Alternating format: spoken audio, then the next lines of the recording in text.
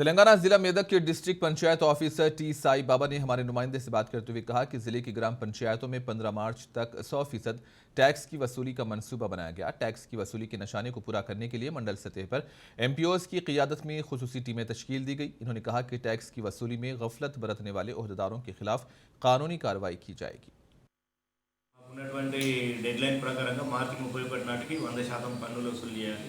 కానీ ఇప్పుడు జిల్లాలో ఇప్పుడున్నటువంటి ఈ ఏడుపాయల జాతర దృష్ట్యా తర్వాత ఇంకా రానున్న ఇతర కార్యక్రమాల దృష్ట్యా మేము ముందుగానే ఒక 15 డేస్ ముందుగానే మార్చి 15 వరకు 100% వసూలు చేయాలనే ఆదేశాలు పంచాయతీ కార్యదర్శులకు ఇవ్వడం జరిగింది.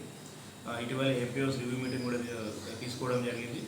సో ఇప్పుడు నేను జిల్లాలోని సెక్రటరీలని తర్వాత ఎంపీఓలను కోరేది ఏంటంటే మార్చి 15 లోపల 100% పన్నులు వసూలు చేయాల్సిందిగా కోరుతున్నాను.